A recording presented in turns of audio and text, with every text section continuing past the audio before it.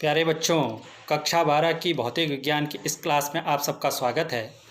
आज की इस क्लास में हम एक समान वैद्युत क्षेत्र में वैद्युत ध्रुव को घुमाने में किए गए कार्य की गणना करेंगे।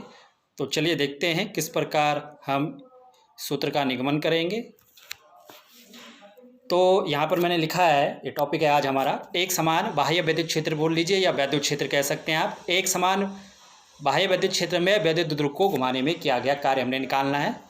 तो आप देख रहे हैं यहाँ पर हमने एक समान ये वैद्युत क्षेत्र बनाया है। ये जो रेड लाइन्स आपको दिख रही हैं बहुत सारी, ये क्या दिखा रही हैं? एक समान वैद्युत क्षेत्र को दिखा रही हैं।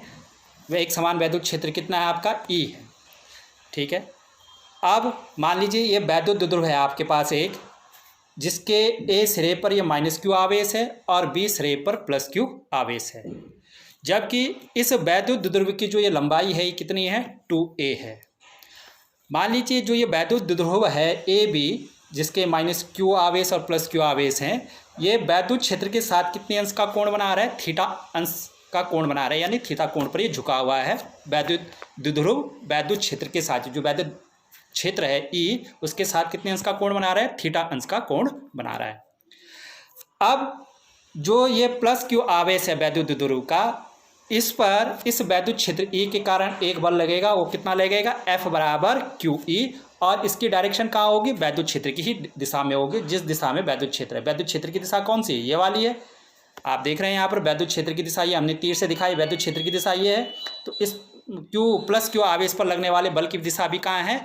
उसी दिशा में है जिस दिशा में वैद्युत क्षेत्र है। और जो ये -q आवेश है, इस पर जो बल लग रहा है वो परिमाण में तो F बराबर QE है, F बल लग रहा है जिसका परिमाण QE है, किंतु इसकी डायरेक्शन क्या है?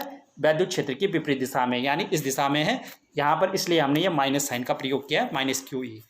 तो हमने यही लिखा है यहाँ पर, वैद्युत क्षेत्र E के कारण +q आवेश पर, ये पहले +q आवेश, ये +q आवेश पर लगने वाला बल कितना है? F बराबर QE, और किस दिशा में? E की दिशा में। इसी प्रकार से हमने ये -q आवेश पर, जो -q आवेश है, -q आवेश पर लगने वाले बल को देखा है, यहाँ पर लिखा है F बराबर कितना है? -QE। माइनस क्या प्रदर्शित कर रहा है? E की दिशा के विपरीत, यानी जो ये बल लग रहा है -q पर, ये E की दिशा के विपरीत लग रहा है।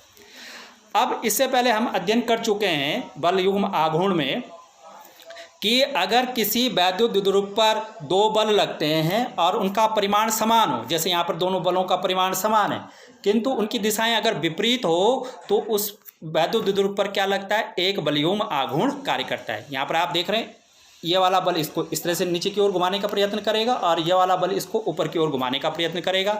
दोनों बलों के परिमाण समान है, किंतु दोनों की जो डायरेक्शन है बलों की, वो एक दूसरे की क्या है? विपरीत है। तो यहाँ पर एक बलयुग्म आघूर्ण इस वैद्युत ध्रुव पर क्या करेगा? कार्य करेगा, जिसको हम किससे प्रदर्शित करते हैं? टाउ से। तो वैद्युत ध्रुव पर लगने वाला बलयुग्म आघूर्ण क्या हो जाएगा? जो ये बल हैं, इन दोनों बलों में से किसी भी एक बल का परिमाण ले लेंगे हम, एक बल कोई भी, और जो ये दोनों बल हैं, ये बल जो हैं F, जो एक +q आवेश पर लग रहा है, जो -q आवेश पर लग रहा है, इन दोनों बलों की क्रिया रेखाओं के बीच की लंबवत दूरी। अब देखो इन दोनों बलों की क्रिया रेखा क्या होगी? इस +q आवेश पर जो बल लग रहा है उसकी क्रिया रेखा क्या है? देखो इस दिशा में लग रहा है इस दिशा में, और जो ये -q आवेश पर लग रहा है बल, वो इस दिशा में लग रहा है, ये दिशा है। तो ये +q आवेश पर लगने वाले बल की क्रिया रेखा हो गई, और ये -q आवेश पर लगने वाले बल की क्रिया रेखा हो गई। अब इन दोनों के बीच की लंबवत दूरी कैसे निकालेंगे हम? इन दोनों पर हम क्या खींच देंगे? एक लंब खींच देंगे। तो यहाँ पर हम किससे प्रदर्शित कर रहे हैं उसको? BC से, जो चित्र में हमने प्रदर्शित किया। ये BC रेखा जो है, ये BC रेखा जो है, ये दोनों बलों के बीच, दोनों बलों की क्रिया रेखाओं के बीच की लंबवत दूरी को प्रदर्शित कर रही है BC रेखा। अब इस BC यहाँ पर हम लिख देंगे टाउ बराबर F गुणा BC। दोनों बलों की क्रिया रेखाओं के बीच की लंबवत दूरी कितनी हो गई? BC। तो टाउ बराबर हो गया बल, कोई भी एक बल ले लिया, F गुणा BC।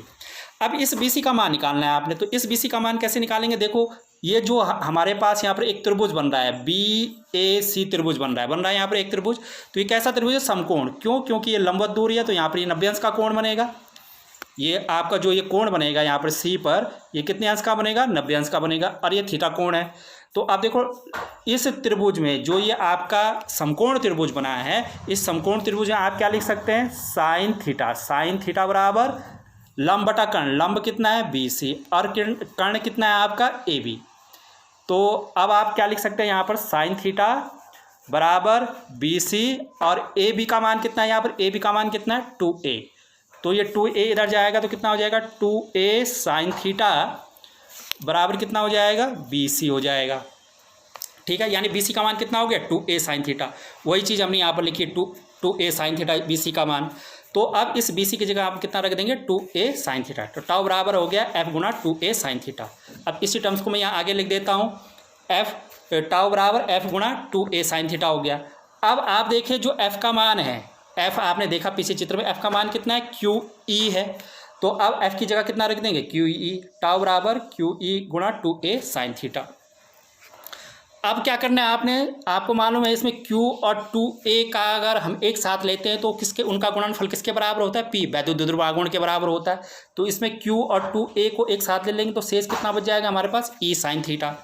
तो यहाँ से Q2A को हम क्या लिख देंगे अब P, टाउ बराबर PE साइन थीटा। क्यों, क्योंकि Q इंटू 2A कितना होता है P वैद्युत द्विध्रुव आघूर्ण के बराबर होता है, जिसका आप अध्ययन पहले कर चुके हैं। तो इस प्रकार जो ये वैद्युत द्विध्रुव है, जो हमारे पास ये वैद्युत द्विध्रुव है यहाँ पर, इस पर लगने वाला बल युग्म आघूर्ण कितना हो जाएगा, टाउ बराबर PE साइन थीटा। समीकरण नंबर 1 इसका आप पहले भी अध्ययन कर चुके हैं, हम पहले के वीडियो में भी इसको देख चुके हैं। अब देखो, अब क्या करना है आपने, ये है इसकी अभी तक की स्थिति, माइनस Q आवेश है प्लस Q आवेश है, कितना अंश का कोण बना रहा है यहाँ पर, ये थीटा अंश का कोण बना रहा है वैद्युत क्षेत्र के साथ। किंतु अब वैद्युत द्विध्रुव की स्थिति ये हो गई, जो ये पीली लाइन से दिखा रहे हैं हम, ये वाली स्थिति हो गई वैद्युत द्विध्रुव की। अब ये कोण कितना, जहाँ थीटा से कितना अंश और घूम गया, ये दी थीटा कोण और घूम गया, दी थीटा कोण इसका कोणीय विस्थापन और हो गया इस वैद्युत द्विध्रुव का। तो अब जो ये सूक्ष्म कोण है, ये कोण बहुत छोटा है, यहाँ पर हमने तो ज़्यादा दिखाया है, एक्चुअली ये कोण क्या है, बहुत छोटा कोण है जो ये वैद्युत द्विध्रुव घुमा है, डी थीटा कोण। तो इस डी थीटा कोणीय विस्थापन में अब कितना कार्य वैद्युत द्विध्रुव करेगा, वो भी सूक्ष्म कार्य होगा। तो उसको हम किससे प्रदर्शित कर रहे हैं, DW से। तो हमने यहाँ पर लिखा है, यदि वैद्युत द्विध्रुव को अत्यंत सूक्ष्म कोणीय विस्थापन डी थीटा से घुमाया जाए तो बाह्य स्रोत द्वारा विद्युत द्विध्रुव पर किया गया कार्य, उस पर कार्य किया जा रहा है, उसको घुमाया जा रहा है, वैद्युत द्विध्रुव को बाहर से घुमाया जा रहा है, किसी एक्सटर्नल एजेंसी द्वारा, किसी बाह्य स्रोत द्वारा इसको घुमाया जा रहा है। और वो कितना सूक्ष्म कोण घूमता है, डी थीटा। तो अब इस डी थीटा कोण घूमने में कितना कार्य होगा, अब देखो यहाँ पर कोणीय विस्थापन है डी थीटा, तो यहाँ पर हम क्या लेंगे, बल युग्म आघूर्ण लेंगे। कार्य बराबर क्या हो जाएगा, बल युग्म आघूर्ण टाउ गुणा डी थीटा। देखो अगर आपके पास बल होता तो बल, केवल बल होता तो बल के साथ तो क्या होता है आपका रेखीय विस्थापन, जो विस्थापन होता है सीधे सीधे F इंटू डी लेते हैं आप, बल गुणा विस्थापन बराबर कार्य। किंतु यहाँ पर डी थीटा कोणीय विस्थापन, तो इसके साथ क्या लेंगे आप, बल युग्म आघूर्ण लेंगे। तो यहाँ पर हमने क्या लिया, यही सूक्ष्म कार्य, जो डी थीटा कोण सूक्ष्म कोण घूमने में कितना कार्य किया जाएगा, या इसको डी थीटा कोण घुमाने में कितना कार्य किया जाएगा, सूक्ष्म कार्य कितना किया जाएगा, DW बराबर टाउ डी थीटा। तो DW बराबर हो जाएगा, जो सूक्ष्म कार्य हो जाएगा PE sine theta D theta. D theta क्या है यहाँ पर, कोणीय विस्थापन है, जितना कोणीय घुमा है। ये समीकरण नंबर हमारी क्या हो गई, 2 हो गई। ठीक है, अब मान लीजिए जो ये वैद्युत द्विध्रुव है, ये तो अभी हमने एक किसी पर्टिकुलर किसी क्षण स्थिति ली उसकी थीटा, और उसमें हमने उसको डी थीटा कोण घुमा दिया, वो तो किसी क्षण स्थिति थी। अब मान लीजिए हम एक पूरे वैद्युत द्विध्रुव की बात करें कि उसकी प्रारंभिक स्थिति क्या थी, θ1, वो θ1 पर था। θ1 मतलब θ1 कुछ भी हो सकता है, मान लीजिए वो 20 अंश पर था, 20 अंश के कोण पर झुका हुआ था वैद्युत क्षेत्र के साथ। अब θ2 कितना हो गया, मान लीजिए 70 अंश हो गया, 70 डिग्री के कोण पर वो झुका हुआ है। तो आप समझ रहे होंगे θ1 और θ2 का क्या मतलब है। तो यहाँ पर हम अब कह रहे हैं कि जो वैद्युत द्विध्रुव है उसकी प्रारंभिक स्थिति θ1 थी, वो प्रारंभिक स्थिति में θ1 कोण वैद्युत क्षेत्र के साथ था, वैद्युत क्षेत्र के साथ कितने अंश का कोण बना रहा था प्रारंभ में, θ1, और अब कितना बना रहा है, θ2।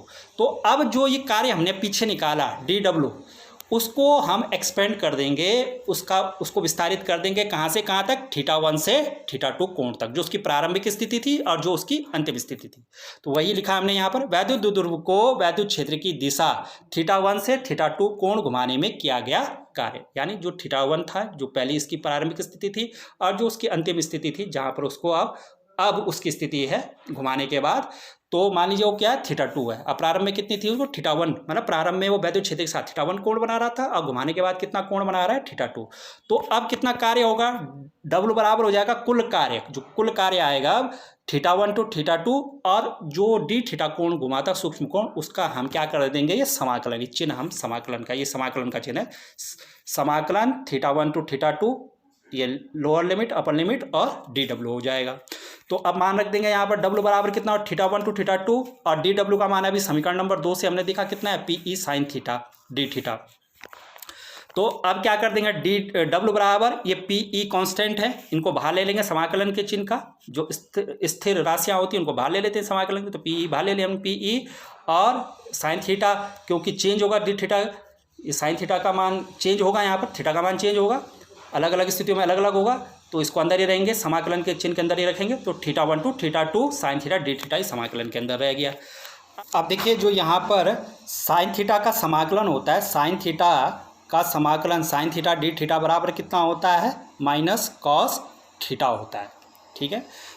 समाकलन साइन थीटा d थीटा का मान कितना होता है, माइनस कॉस थीटा, तो वही हमने यहाँ पर रख दिया है, साइन थीटा d थीटा का मान कितना रख दिया, माइनस कॉस थीटा रख दिया, और ये लिमिट लगा दी θ1 to θ2, ठीक है। ये बाहर ब्रैकेट के बाहर क्या आ जाएगा, PE जो ये है वो एस एच आ जाएगा। अब आगे क्या करेंगे हम, इसमें जो पीछे था मैंने उसी को यहाँ पर फिर से लिख दिया है, W बराबर PE minus cos theta θ1 to θ2। अब देखो ये माइनस साइन है, इस माइनस साइन को हम बाहर ले आएंगे, W बराबर माइनस PE हो जाएगा, और शेष अंदर कितना बच जाएगा, माइनस साइन को बाहर ले गए, कॉस थीटा θ1 to θ2। अब आपने क्या करना है, W बराबर माइनस PE ऐसे ही रहेगा। अब अपर लिमिट थीटा की जगह क्या लिखेंगे, अपर लिमिट लिखेंगे, पहले θ2 रखेंगे, फिर माइनस चिन्ह लगाएंगे, और फिर θ1 रखेंगे, तो cos θ2 माइनस cos θ1, ये हमारे पास आ गया एक्सप्रेशन। अब इस माइनस साइन को क्या करेंगे, अंदर रख देंगे, तो जब माइनस साइन अंदर ले जाएंगे ब्रैकेट के अंदर, तो ये θ2 cos θ2 कैसा हो जाएगा, माइनस साइन का हो जाएगा, cos θ1 कैसा हो जाएगा, प्लस साइन का हो जाएगा। तो ये आ गया आपके पास W बराबर PE cos θ1 माइनस cos θ2, समीकरण नंबर 2 हो गई है। तो ये हमारा एक जनरल एक्सप्रेशन हो गया, जनरल फार्मूला हो गया। एक समान वैद्युत क्षेत्र में अगर आप वैद्युत द्विध्रुव को घुमाते हैं तो उस पर कितना कार्य होता है, उस समय W बराबर PE cos θ1 to cos θ2। जब आप वैद्युत द्विध्रुव को θ1 से θ2 कोण घुमाते हैं, प्रारंभ में उसकी स्थिति θ1 है, वैद्युत क्षेत्र के साथ वो कितने अंश का कोण बनाता है, θ1, और अंतिम स्थिति में जब घुमाने के बाद कितना कोण होता है उसका वैद्युत क्षेत्र के साथ θ2, तो कितना कार्य होता है कुल, W बराबर PE cos θ1 माइनस cos θ2। ये समीकरण नंबर 2 हो गई, ठीक है।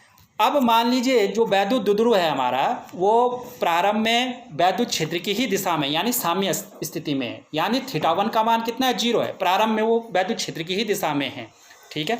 जो ये वैद्युत द्विध्रुव है, जो हमारे पास ये वैद्युत द्विध्रुव है, यहाँ पर कोई भी एक वैद्युत द्विध्रुव ले लीजिए, मान लीजिए वैद्युत द्विध्रुव ऐसा है, इस वैद्युत क्षेत्र की दिशा में ये प्लस क्यू आवेश है और ये माइनस क्यू आवेश है, ऐसे वैद्युत क्षेत्र की दिशा में ये θ1 स्थिति है, और कुछ समय बाद वो कैसा हो जाता है, इस तरह से हो जाता है, ये तो θ1 वाली स्थिति है, θ1 बराबर 0 वाली स्थिति है, और कुछ समय बाद उसकी स्थिति ये हो जाती है, यानी यहाँ पर θ2 बराबर कितना हो जाता है, वो थीटा हो जाता है, ठीक है। कुछ समय बाद उसकी स्थिति ये हो जाती है घुमाने के बाद। तो वही हम यहाँ पर कह रहे हैं कि प्रारंभ में उसकी स्थिति θ1 बराबर कितना है, 0, साम्य स्थिति यानी वैद्युत क्षेत्र की दिशा में है, और कुछ समय बाद जब उसको घुमा दिया जाता है तो θ2 बराबर कितना हो जाता है, थीटा। तो इन मानों को यहाँ रखेंगे समीकरण नंबर 2 में, तो क्या हो जाएगा, W बराबर PE, और ये θ1 की जगह कितना आ जाएगा, θ1 का मान 0 है, cos 0 आ जाएगा, और θ2 का मान हमने कितना लिया, ये थीटा लिया, θ2 का मान कितना लिया हमने, थीटा, तो cos θ2 की जगह कितना आ जाएगा, cos थीटा। तो W बराबर कितना हो जाएगा, cos 0 का मान कितना होता है, 1, तो W बराबर PE cos 0 की जगह कितना हो जाएगा, 1, और माइनस cos थीटा। तो ये हो गया आपका कार्य, इस समीकरण नंबर 3। अधिकतर प्रश्न इस समीकरण नंबर 3 पर ही न्यूमेरिकल प्रश्न जो पूछे जाते हैं इस समीकरण नंबर 3 पर पूछे जाते हैं।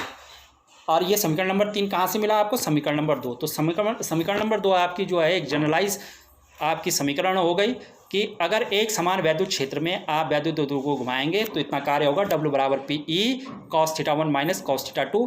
और अगर प्रारंभ में वैद्युत द्विध्रुव वैद्युत क्षेत्र के साथ वैद्युत क्षेत्र की ही दिशा में है यानी साम्य स्थिति में है, तो तब आपका जो कार्य होगा W बराबर कितना होगा, उस वैद्युत द्विध्रुव को घुमाने में कितना कार्य आपके द्वारा किया जाएगा या बाह्य स्रोत द्वारा किया जाएगा, W बराबर PE 1 माइनस cos थीटा।